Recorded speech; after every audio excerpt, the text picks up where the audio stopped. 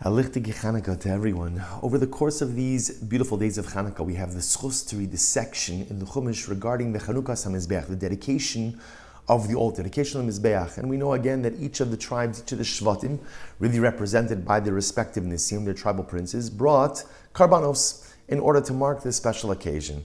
And of course, as you may have picked up already, being that it's the seventh day of Chanukah already, the karbanos are all the same. There's a lot of repetition. And in general, whenever you find repetition, it always begs the question, what is the message that HaKadosh Baruch Hu is trying to go ahead and convey to us? So of course, there are many different answers to this. One possibility, which is perhaps one of the most well-known answers, is that there's individuality in uniformity, meaning what? That even if we're all doing the same thing, each of us are able to find our own form of self-expression in the uniform form of worship. So while it's true that all of the Nisim brought the identical karbanos, but a karban meant something different to each of them. And each of them found their own unique pathway and own unique connection to HaKadosh Baruch Hu. And this is an important lesson for us, because the truth is there are many things in our Yiddishkeit that we all do that are the same. We daven the same Shemona Esreis. We have the same Taryag mitzvot, 613 mitzvot. But at the end of the day, our goal is to find our unique and individual path in all of these things that we do, which are the same.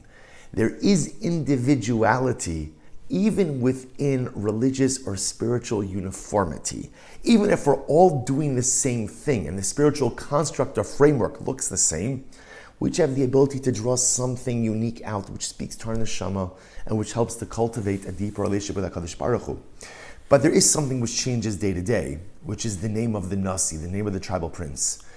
And perhaps even in these names themselves, we could find profound and embedded messages. So today, Bayom HaShvi'i, on the seventh day, the Torah tells us, Bayom HaShvi'i Nasi Livnei Ephraim, Elishama ben Amihud. So today, the seventh day, ultimately again was the tribal prince of Ephraim, Elishama ben Amihud. And if you look at these names, perhaps the Torah Kedosha is giving us such a profound message, an individual message within the uniformity of the sacrificial service. Elishama. If I want HaKadosh Baruch Hu to listen to me, right? Keli, HaKadosh Baruch Hu, my God, Shama.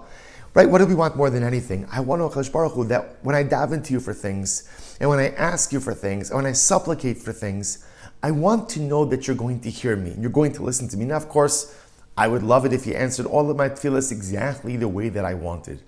But I also am hopefully spiritually and religiously mature enough, theologically mature enough to know that's not how the world works. But I at least want to know that I am heard. I want Elishama. I want Eli. I want Kili. I want my God. I want to know that my God, Shama, hears every single thing that I say. So how do we accomplish that? How do we ensure that our tefillos are heard on high? So the answer is in the pasuk. Ben, who's his father? Amihud. Ami is perhaps a contraction of two words. Ami is my nation.